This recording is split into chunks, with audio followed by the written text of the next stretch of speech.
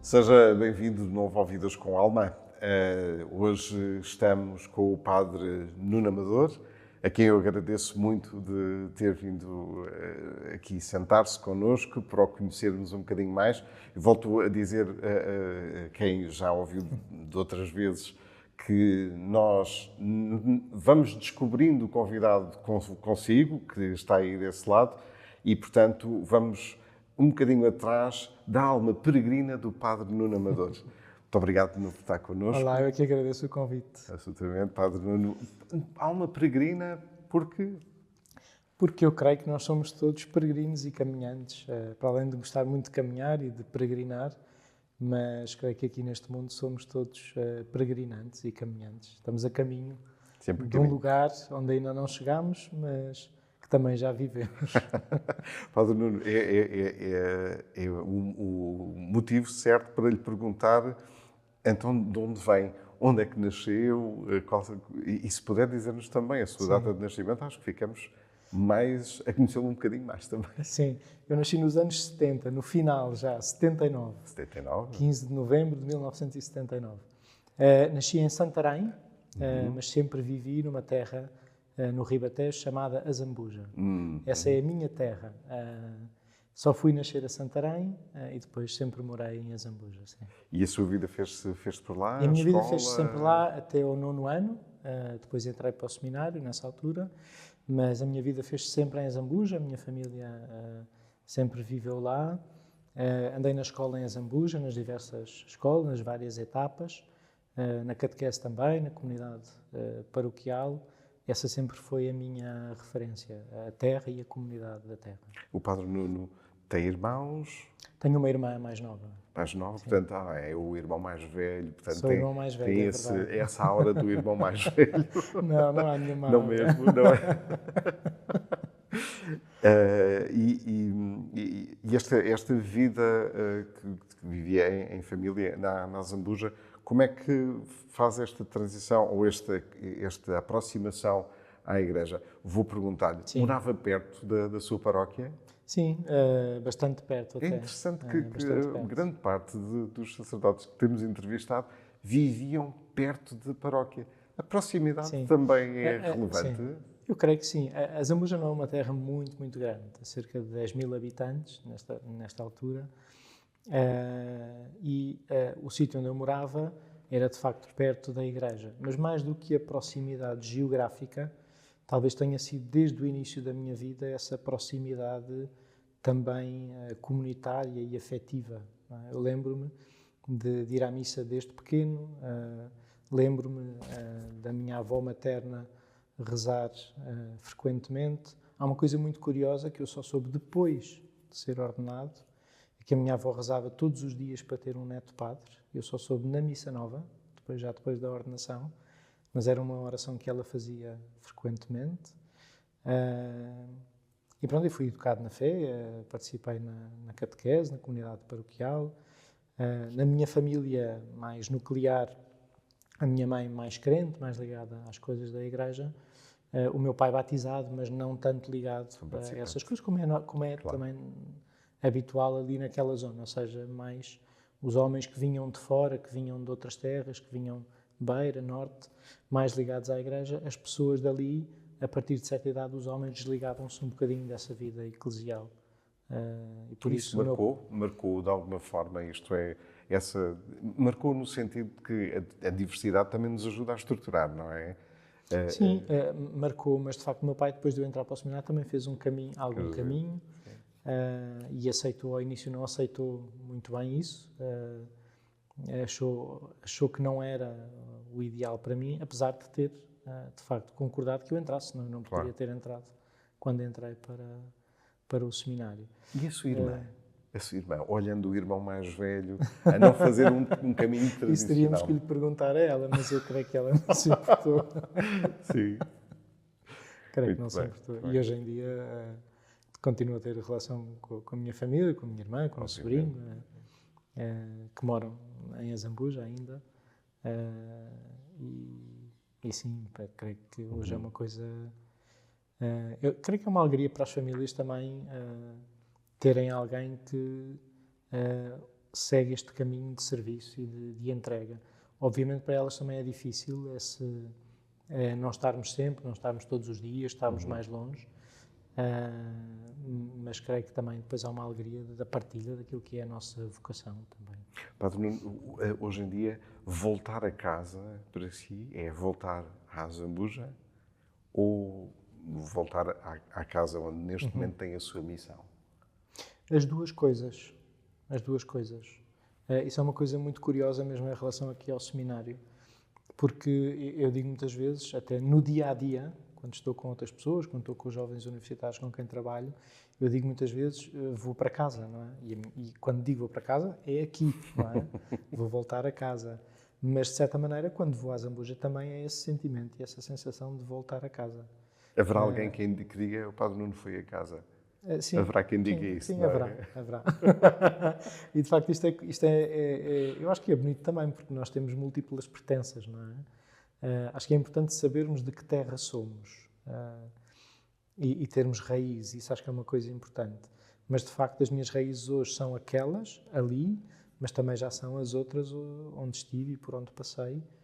E, de facto, hoje também considero esta casa, o Seminário dos Olivais, a minha casa, sim.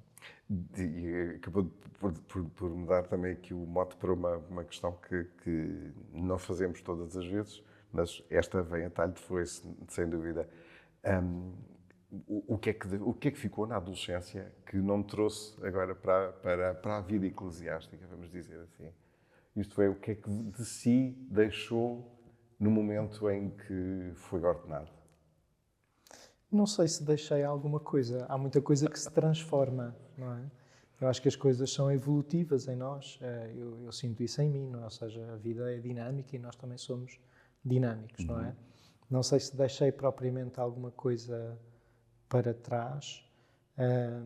Obviamente, a vocação sacerdotal e a vida do ministério, a escolha de um caminho também implica a renúncia a outros caminhos, não é? Mas em termos de mim próprio, da personalidade, não sei se consigo dizer assim com facilidade coisas que tenha deixado. Houve, ainda nesta perspectiva de conhecermos um bocadinho mais, há algum talento, alguma habilidade com a qual decididamente não nasceu e que gostava efetivamente que fizesse parte do seu portfólio de qualidades? Há muitas. Há quem não tenha nascido com capacidade para a bricolagem, por exemplo, que no seu caso, se calhar, não é que lhe fará mais falta. Não, há muitas. Não, para a bricolagem eu até tenho algum jeito e para estas coisas mais manuais isso tem algum jeito, creio. Mas uma das coisas que eu gostava de desenvolver mais até seria a área musical, por exemplo. Eu gosto de cantar, mas gostaria até de tocar algum instrumento. Isso é uma coisa onde nunca investi muito, mas que gostaria, por exemplo. Provavelmente até tem ouvido, portanto, se canta, tem ouvido. Sim, alguns. E, portanto... Mas, pronto, essa seria uma coisa que gostaria. E que instrumento é que escolheria já agora? Não sei, talvez piano ou violino. Ok, muito bem. Portanto, assim, fáceis, não é? Fáceis, muito fáceis, não é? Sim. Sem dúvida, sem dúvida. Padre Nuno, nós chegamos assim um bocadinho a esta altura e gostamos ao irmos ao vosso encontro, de fazer fazer aqui um conjunto de questões que têm a ver com as imagens que aqui estão, que habitualmente eu não sei quais são, porque é o nosso colega Carlos Cavaco, que está do outro lado das câmaras, que prepara. E, portanto, não só não sei o que é, portanto, não sei o que lhe vou perguntar e pronto, não é? Se calhar vou começar então por esta.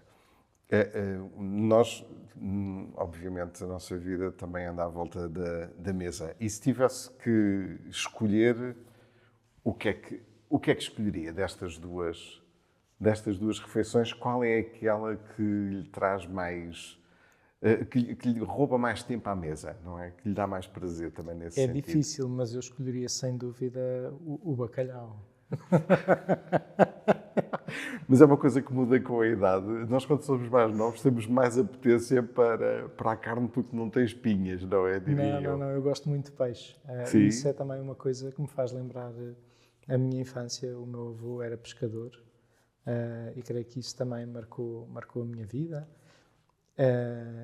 E é uma coisa que eu gosto muito, ou seja, vejo também nesse quadro e nessa imagem aquilo que é mais nosso, que é mais português, que é mais da nossa terra. E bacalhau, de facto, é uma coisa que eu gosto bastante. Muito bem.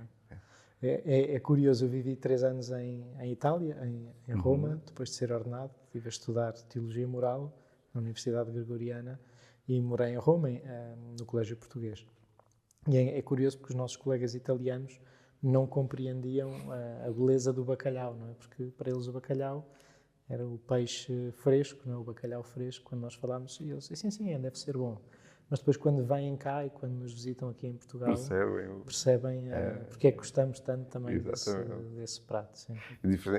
Estas diferenças que vamos percebendo, não é, na relação com outras culturas, essa novidade que eu imagino que tenha sido também algo positivo na sua vida, também sentiu que de alguma forma o transformou, vamos dizer assim, o foi mudando ou foi fazendo de si mais um homem diferente. Não tenho como perguntar de outra maneira, tem que ser assim, não é? Sim, eu acho que uma das coisas, por exemplo, nesta experiência de Roma, uma das coisas mais transformadoras em relação àquilo que é a forma como olhamos para nós próprios, para a Igreja, para o mundo, também é essa universalidade, não é? A possibilidade de contactarmos com pessoas do mundo inteiro, de pessoas que vivem experiências de Igreja que, ainda que no essencial sejam o que nós também vivemos, mas depois com muitas formas de vida, de expressão, de celebração, de forma de pensar até, não é? Eu creio que isso para mim foi uma experiência importante. E do tempo de Roma, obviamente, o estudo era a minha missão ali, mas de facto esse contacto com as diversas pessoas, porque quem vai estudar para Roma, mesmo a teologia, não é? É de todo o mundo, é do mundo inteiro. Sacerdotes, leigos, consagrados e consagradas. Creio que foi para mim também muito importante para a forma como também olho as coisas hoje, sim, claro que sim. Há pouco, eu já vou voltar a este tema, porque acho que vai ser o início do nosso próximo segmento, mas há pouco falámos nisto, o Carlos não sabia, e portanto vou-lhe pedir de novo que nos ajude a escolher aquilo que mais gostaria de ouvir, não é? O que mais tem ligação consigo. Ou como é que olha para essas imagens? Também pode ser essa a questão. Esta é difícil. Eu não sei se todos os nossos telespectadores vão conhecer as imagens, mas no fundo temos uma imagem dos chutes e pontapés e temos uma imagem de música mais clássica. E aqui talvez tenha havido uma transformação em mim, de facto. O violino que gostava de tocar, provavelmente. Também, mas eu continuo a ouvir as duas coisas, sabe? Aliás, a primeira música que eu comprei com o meu próprio dinheiro foi uma cassete dos chutes e pontapés. Eu lembro-me disso. Tinha outras coisas já, mas que me tinham sido oferecidas, mas eu comprei a cassete dos chutes e pontapés. E ainda guarda essa cassete? Não, já não a tenho. Já não tenho. Só se estiver lá em casa, mas eu já não sei se está. Eu posso ir à procura quando for às Andalujas. Mas eu gosto muito das duas coisas, ou seja, eu ouço música muito diferente entre si. Mas creio que uma das coisas que fui aprendendo a ouvir e a gostar foi também desta música mais erudita, não é? Não só clássica, mas de todas as épocas. E hoje ouço muito. E creio que isso também foi uma transformação, não é? Ou seja, nós ao longo da vida, de facto, como dizia, também vamos transformando os nossos gostos, não deixando de gostar de coisas que sempre gostámos, mas aprendendo até a gostar de coisas novas e diferentes. E essa, de facto, foi uma transformação também. Muito bem. O Padre Nuno há pouco falava deste contacto que teve em Roma, e que, na verdade, nós vamos tendo nos vários momentos da nossa vida, mas, de facto,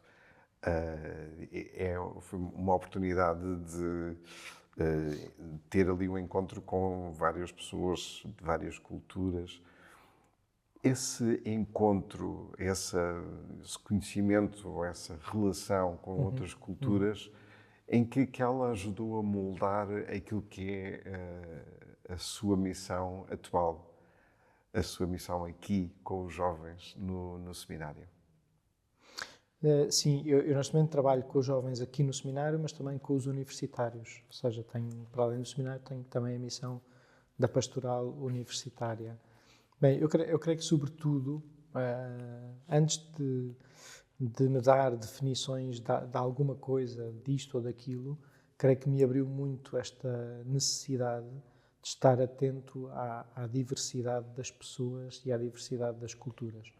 O Papa, quando escreveu aos jovens na Cristo Vive, diz uma coisa que também já o Sínodo sobre a juventude e as vocações tinha dito, que é: nós não temos de facto só uma juventude, não é? Nós temos muitas juventudes. E se nós olharmos para o mundo inteiro, isso é óbvio, não é? É muito óbvio que a forma como os jovens vivem em cada sítio do mundo é diferente. E nós aqui do seminário também temos jovens de várias proveniências. Mas mesmo para além disso, esta necessidade de atender a cada pessoa, não é? Tentando colher aquilo que é a sua diversidade, a sua diferença, diria até a sua unicidade, não é? Porque cada pessoa é única. Eu creio que isso foi uma coisa que me deixou mais atento, não é? Não querer catalogar as pessoas como os jovens, por exemplo, não é? Os seminaristas, mas esta necessidade que temos sempre de acolher a pessoa como ela é, sabendo que ela é diferente de todas as outras, porque é única em relação a todas as outras, não é? E eu vou pegar nesta expressão que usou agora para pegar outra vez no jovem Nuno Amador, que quando decidiu que a sua vida teria um trajeto diferente, se sentiu também nesta perspectiva de: mas eu estou diferente, sou diferente, quero ser diferente, onde é que eu encontro essa diferença? Portanto, este caminho para a Igreja, como é que ela se fez? Esta interpelação foi muito sentida ou foi uma coisa que foi acontecendo ao longo do tempo? Foi acontecendo ao longo do tempo, não é? Eu, quando conto a história da vocação, digo logo ao início, não tenho uma história extraordinária, não é? Quer dizer, de certa maneira, todas as histórias são extraordinárias, mas não tenho uma história com acontecimentos extraordinários. Creio que foi uma coisa que foi acontecendo como um processo. Eu participava na comunidade eclesial, depois de fazer a primeira comunhão fui acólito na paróquia, e o pároco da Zambuja, que era o padre João Canilho, uma pessoa de referência para mim, ou seja, um homem que já faleceu, mas a quem estimava muito e para mim é uma referência mesmo, não só como sacerdote, mas como pessoa, não é? Na sua humanidade. Ele tinha o hábito de convidar os acólitos, alguns acólitos, os rapazes, para fazerem os estágios do pré-seminário. O tempo do pré-seminário no verão, no fundo. No fundo é quase um campo de férias, não é? Durante o verão. E eu lembro-me, ele convidou-me. Seminário de São Paulo? De Pena Firme. Pena Firme. O pré-seminário funciona aí ainda e na altura também já funcionava. E eu lembro-me dele me ter convidado, eu ter aceitado esse convite. Era muito novo, não é? Creio que ia para o 7º ano, no ano a seguir, e fui ao estágio de verão com uma multidão de outros rapazes, não é? E lembro-me de ter gostado de lá ir. No fundo era um tempo em que se rezava, havia catequese, mas também havia futebol, também havia praia, também havia jogos noturnos, ou seja, era um tempo divertido.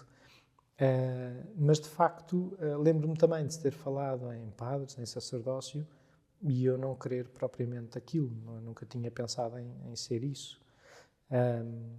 E de facto, daquela vez, o que escrevi foi a dizer que tinha gostado muito do encontro. Nós escrevíamos uma carta no fim, mas que não queria propriamente entrar no pré-seminário. Mas de facto, quem estava à frente disse-me: então, mas levas este papel e se quiseres depois inscreves-te. E o que é facto é que mais à frente, diante de outro convite, eu fui a um outro encontro e de facto depois entrei para o pré-seminário. Já com... Isso é curioso, porque... Não, logo a seguir, passado 6 meses, 7 meses, por aí. É curioso, porque entre uma coisa e outra, alguma coisa ficou aqui dentro a ecoar, não é? E depois fiz este caminho no pré-seminário durante 3 anos e por altura do final do 9º ano pôs-se essa hipótese, esse convite também da parte de quem acompanhava no pré-seminário para a entrada no seminário menor. E de facto entrei, ou seja, para um caminho de descoberta, de procura, sem certezas daquilo que iria ser. Como é que foram olhando para estas...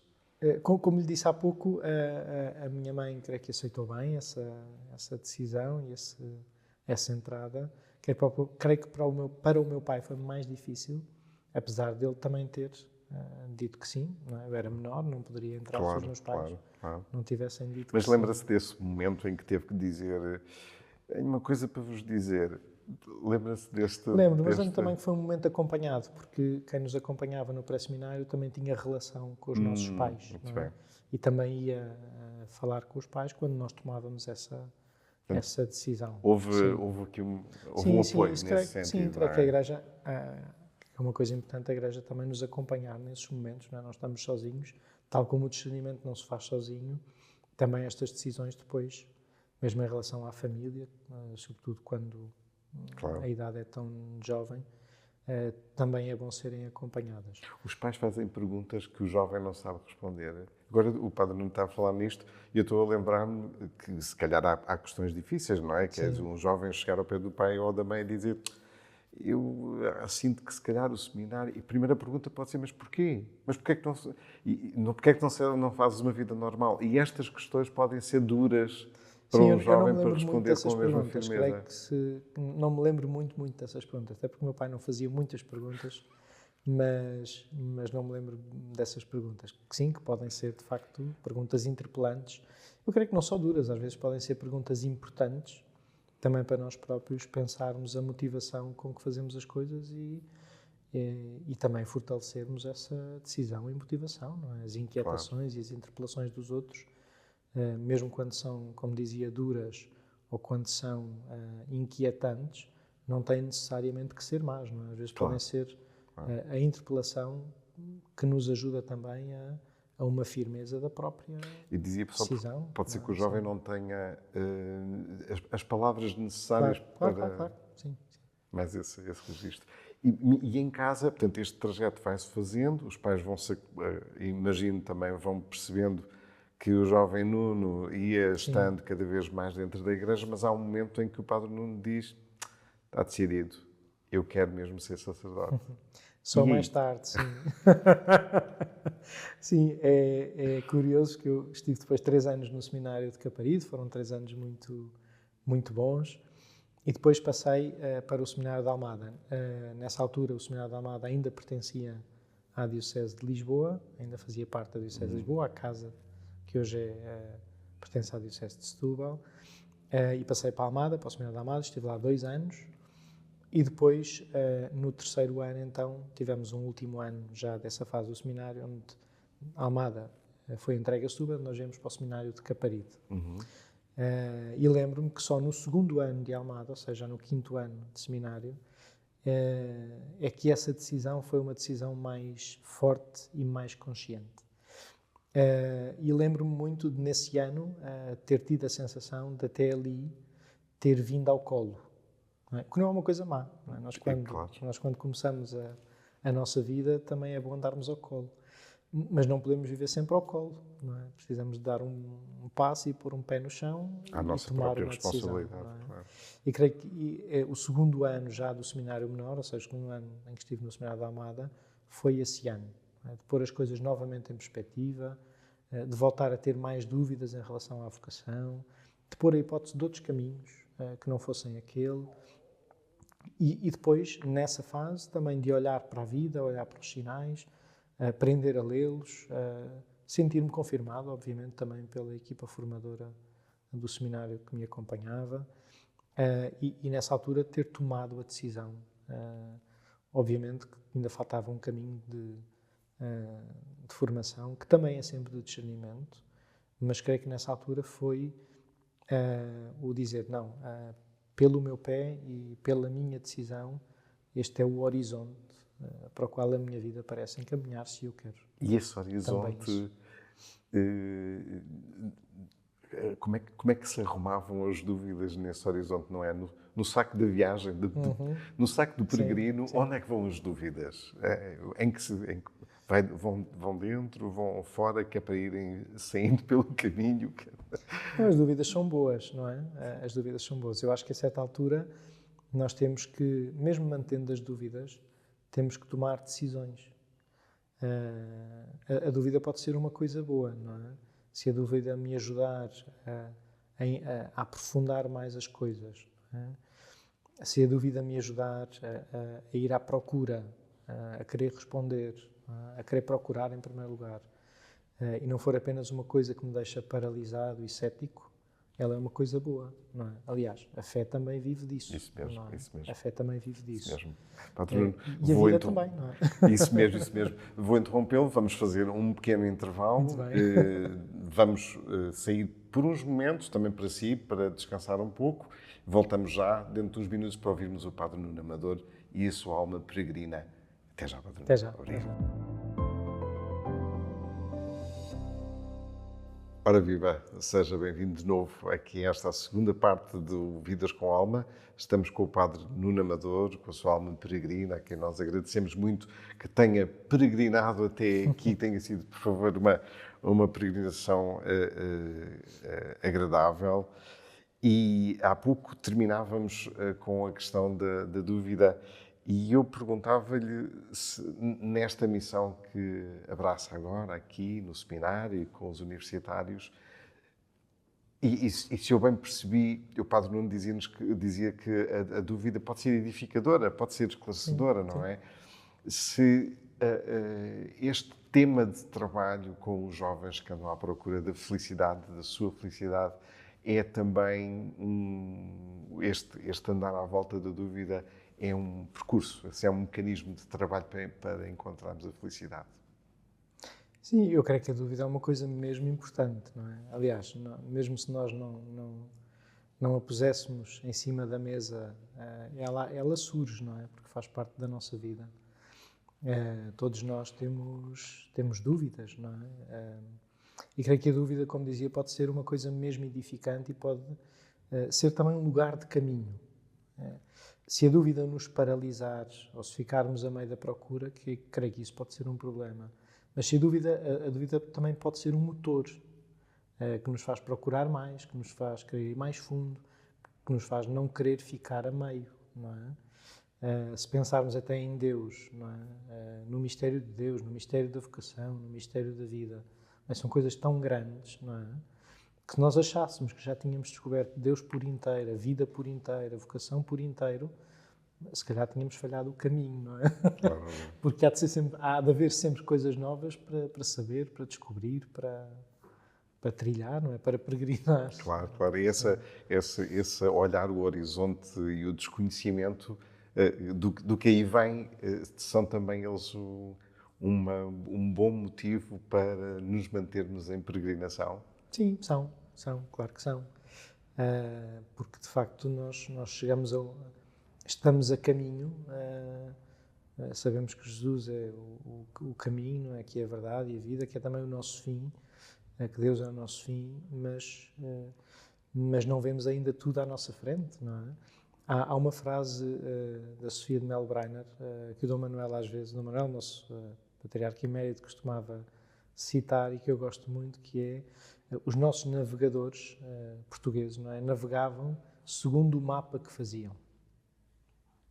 Ou seja, à medida que navegavam, iam fazendo o mapa, não é? Não tinham o mapa. Sabiam que queriam chegar a determinado sítio, mas o mapa para lá chegar só se fazia à medida que o caminho se ia fazendo. Aliás, um dos trabalhos era mesmo esse, era fazer as cartas para depois outros poderem fazer o mesmo trajeto e chegar ao mesmo sítio.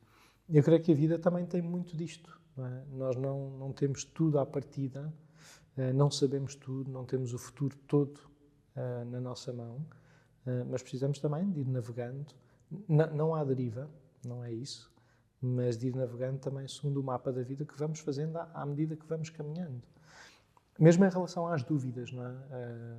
Creio que aqui no seminário, em relação aos jovens, Mesmo isso é uma coisa importante. Nós às vezes não temos a certeza absoluta de uma coisa, mas ficar parado muitas vezes é o pior, não é? Às vezes precisamos de dar um passo e decidir alguma coisa, mesmo quando temos apenas a certeza necessária para que isso possa acontecer, mas não o absoluto das coisas garantidas, não é? Nós, quando temos párocos em entrevista, costumamos perguntar qual é que é o desafio maior que aquela paróquia traz, não é? Qual é que é?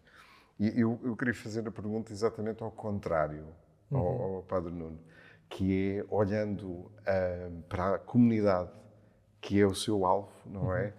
Qual é a qualidade que elas mais puxam por si? Aquela qualidade, a sua qualidade, que acha que é todos os dias posta à prova por estes jovens aqui no seminário e na universidade que mais procuram de si, não é? O que é que mais pedem de si? Eu nisso creio que não tenho muita dúvida. Creio que é a presença e a proximidade. Faz a diferença. Faz a diferença, faz mesmo muita diferença. Creio que é uma coisa difícil hoje em dia para todos nós, porque vivemos também com missões múltiplas, coisas múltiplas que temos que fazer e agarrar, e às vezes até, creio que as pessoas também sentem isso, partidas entre várias coisas, não é? E isso para mim creio que é um desafio grande, não é? Ou seja, repare, mesmo aqui em relação ao seminário, o seminário também tem um mistério e um ministério de presença. Não é só pelas muitas coisas que podemos fazer, mas é também pelo estar aqui. Não é? Estar, conhecer, acompanhar. Por isso é que os formadores do seminário também moram no seminário. Não é? E neste momento toda a equipa do Seminário dos Olivais mora cá. Porque é diferente nós estarmos cá e conhecermos as pessoas na vida do dia-a-dia e estarmos com elas e próximas delas, ou isso não acontecer. Eu isso creio que até para mim é uma dificuldade, não é? Porque a necessidade de estar também noutra coisa, também, de estar fora também, de estar com os universitários, às vezes deixa-me com a sensação de que devia estar até mais tempo cá em casa. E creio que os universitários, os jovens no geral, e também aqui no seminário, uma das coisas que nos pedem a nós padres, de facto, é isso, é presença, proximidade e acompanhamento, não é? Não é que nós façamos as coisas, mas é que os acompanhemos nas coisas. Eu acompanho os universitários, os núcleos de estudantes católicos, participo também na Missão País com os universitários. O mundo universitário hoje em dia tem, graças a Deus, também estes momentos de missão, tem muitas atividades que acontecem regularmente, e uma das coisas melhores para mim, padre, é não tem que ser eu a fazê-las. Claro. Eu tenho que os acompanhar, não é? Porque de facto eles podem e são já os protagonistas das coisas. Eles sabem fazer e querem fazer. E isso não querem que sejamos nós nem a mandar nem a fazer. Mas querem que os acompanhemos e que estejamos próximos e que possamos escutar e que possamos ajudar a traçar caminhos também de vida e de os ouvir nas suas dúvidas e indecisões e questões. Estes jovens que o Padre Nuno acompanha, eu imagino que haja alguns momentos em que as dúvidas que eles vão sentindo sejam, às vezes nos pareçam também a nós que são, que tomam conta deles, não é? Tomam conta da pessoa. O que é que pode dizer um padre jovem, esclarecido, que escolheu a sua vocação e está bem nesse papel que Deus lhe pede? O que é que pode dizer a um jovem que neste momento nos possa estar a ouvir, ou uma mãe que nos esteja a ouvir e que veja num filho estas interpelações? O que é que pode vir por esta? O que é que pode dizer por esta via a estas pessoas que têm estas interpelações neste momento e que possam sentir que isto é maior do que elas? Bem, em primeiro lugar, que as partilhem.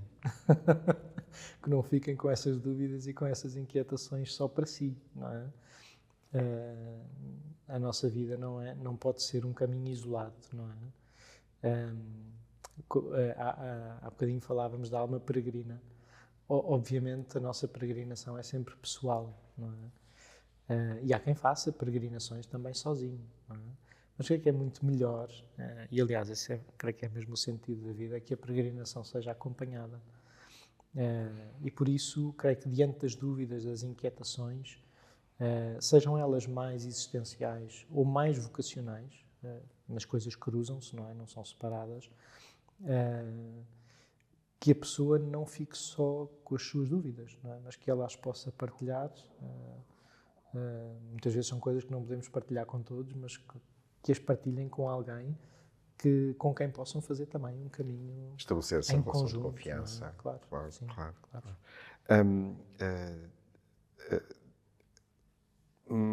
Nós olhamos hoje para as notícias e para o mundo e para as coisas que vão acontecendo nos jornais e que relatam realidades muito distantes, e umas muito distantes, outras muito próximas, obviamente, não é?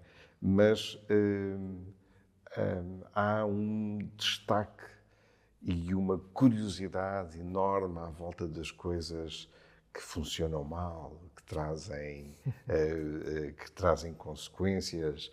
Estou-me a lembrar, não é, das filas de trânsito que são provocadas pela curiosidade de quem vai no outro lado da estrada e quer ver o acidente.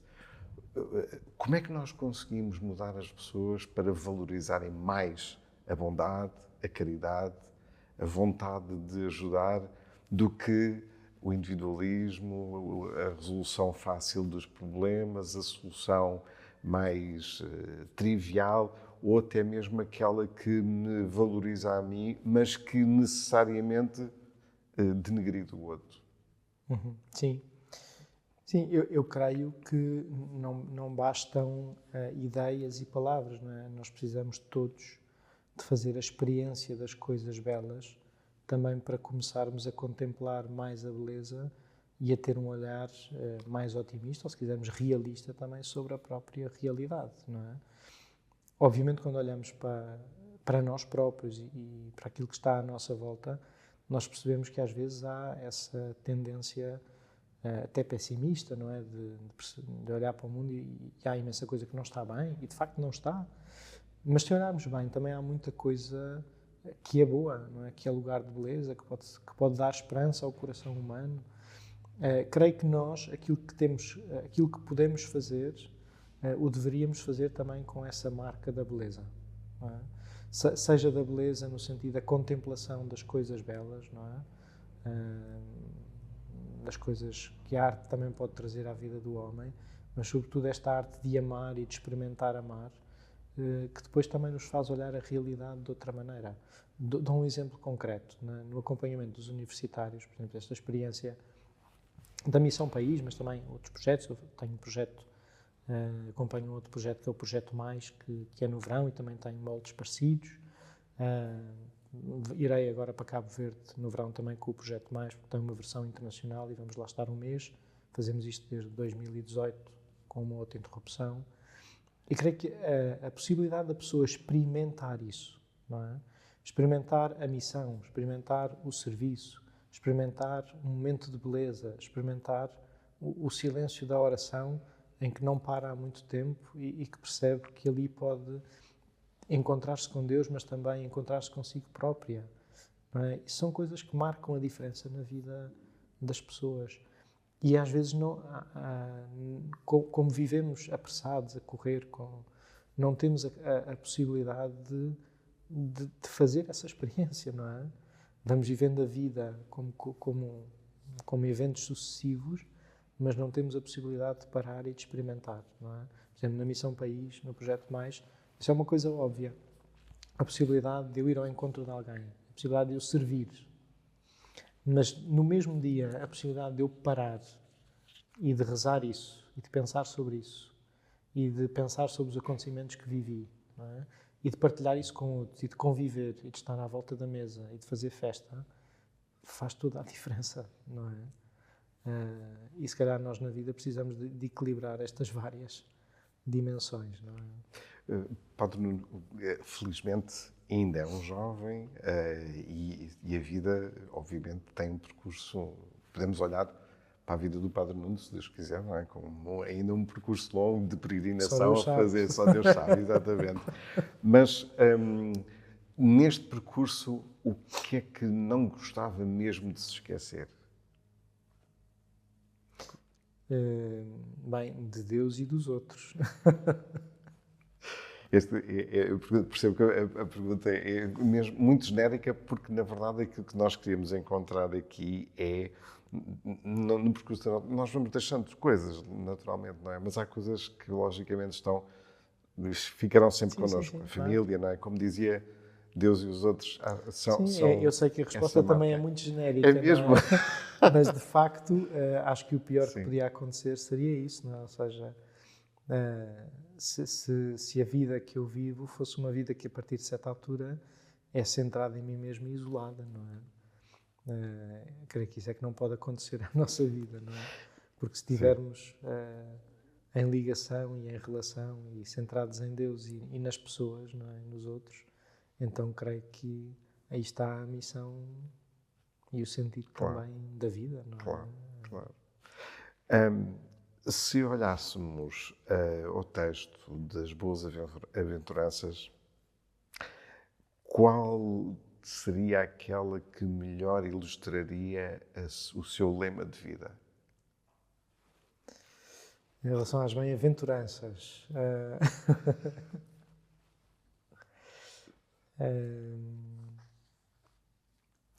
é difícil escolher uma.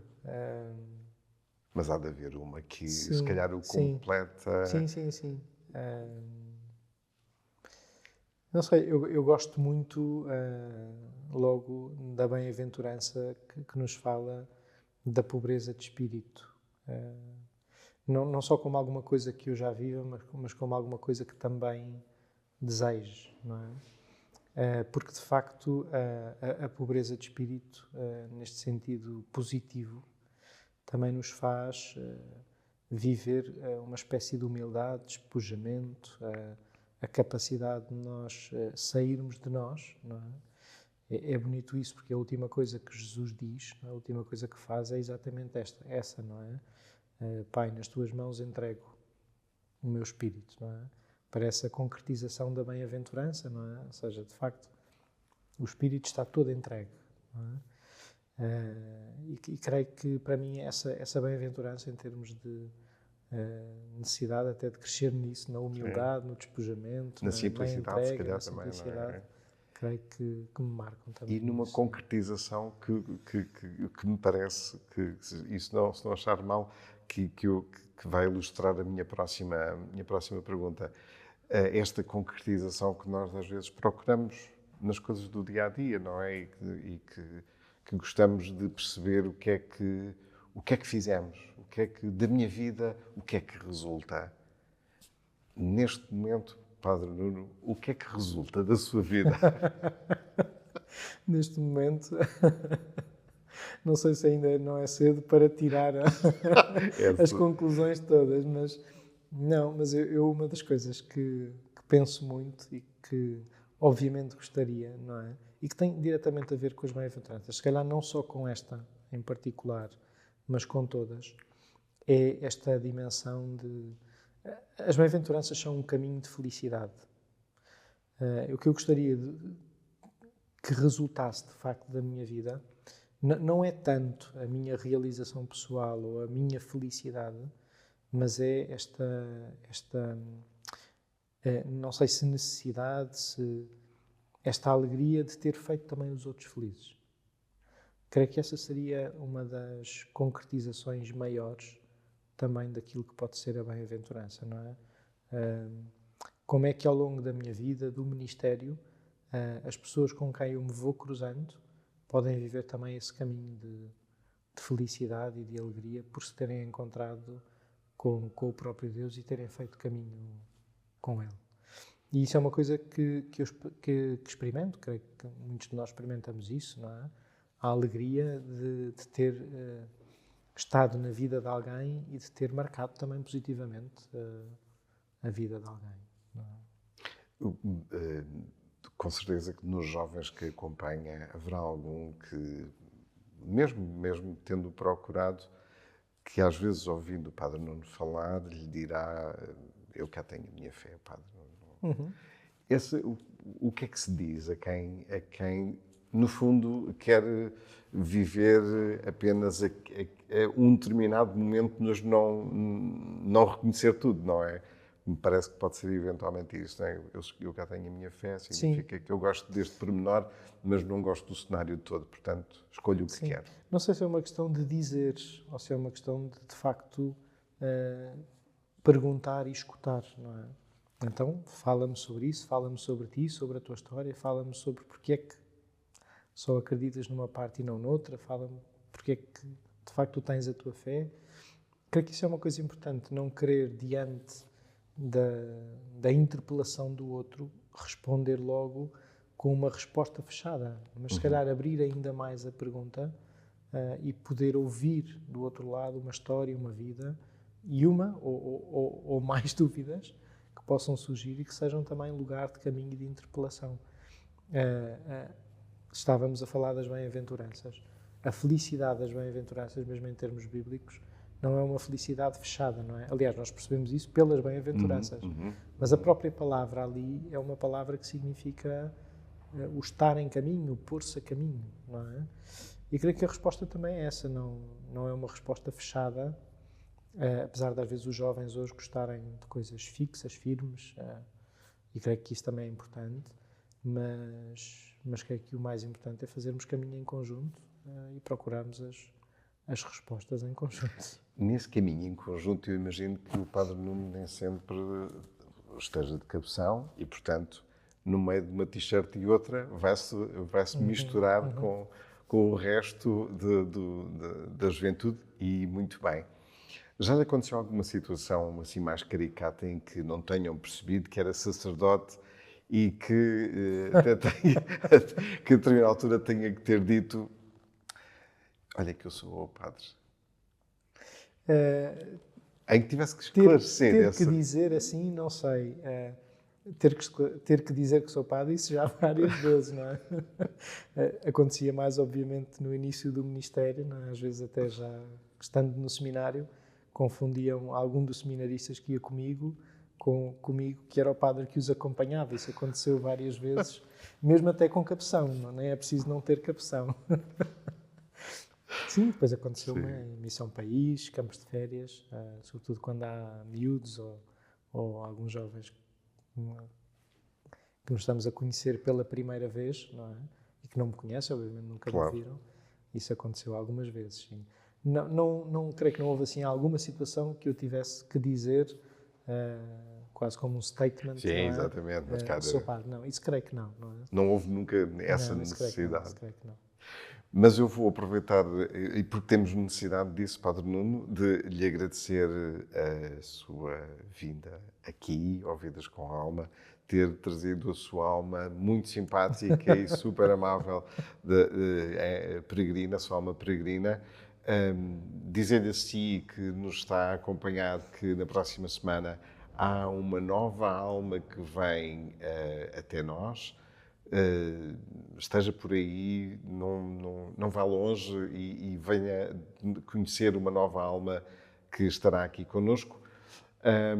Nós vamos continuar a conversar assim até à próxima vez. Muito obrigado. Absolutamente, para nós foi um gosto muito grande e eu ainda tinha aqui duas questões que gostava de tentar colocar-lhe. E acho que se calhar esta pode ser se calhar mais para mim o mais importante até no contexto do que estávamos a falar, dos jovens que estão connosco, porque muitas vezes há imensa displicência relativamente aos assuntos da fé e do outro lado temos imensa gente com o medo do pecado. Nesta franja de pessoas que está aqui no meio, como é que se consegue manter as pessoas ligadas à fé, ligadas àquilo que de facto interessa, naquilo que é a essência da nossa fé? Sim, eu creio que sim, pode haver dois extremos, não é? Uma desplicência em relação à fé ou algum extremismo também em relação a algumas coisas. Mas o que eu encontro, sobretudo nos mais novos, nos jovens que acompanho, é sobretudo uma grande sede e um grande desejo de mais e um grande desejo de que as coisas que vivem sejam coisas verdadeiras e grandes. E isso encontra-se em alguém que já está à procura e que já está dentro e que já está no caminho da fé, mas às vezes também se encontra de formas até contraditórias e de formas menos explícitas também noutros que, até dizendo que não acreditam, até dizendo que não estão no caminho da fé, até com alguma displicência em relação à fé ou à Igreja, ainda assim têm no coração também um desejo grande e um anseio grande de alguma coisa que seja sentido de vida, não é? Eu creio que isso é uma coisa importante, não é? Ou seja, não pôr logo de parte também até aquilo que às vezes nós achamos mais contraditório em relação à forma como se procura a fé ou como se olha para ela. Depois eu acho que de facto nós precisamos em tudo na vida, de um equilíbrio, não é? E creio que hoje uma das coisas que precisamos de fazer é reaprender, mesmo em termos teóricos, racionais, mas depois também existenciais. Uma coisa que os primeiros cristãos fizeram, por exemplo, quando definiram aquilo que eram os dogmas em que nós acreditamos, não é? A visão dogmática não é uma versão, não é uma visão disjuntiva, não é? Nós acreditamos que Jesus é Deus e homem. Acreditamos que Deus é uno e trino. Não é uma coisa ou outra, é as duas coisas, não é? E creio que nós precisamos muito disto também em relação à fé, à forma como olhamos a fé, mas à forma também como vivemos depois a fé. Porque senão caímos, não é? Em extremos, não é? E achamos que uma coisa é completamente contrária à outra, quando de facto a vida pode ser uma complementaridade também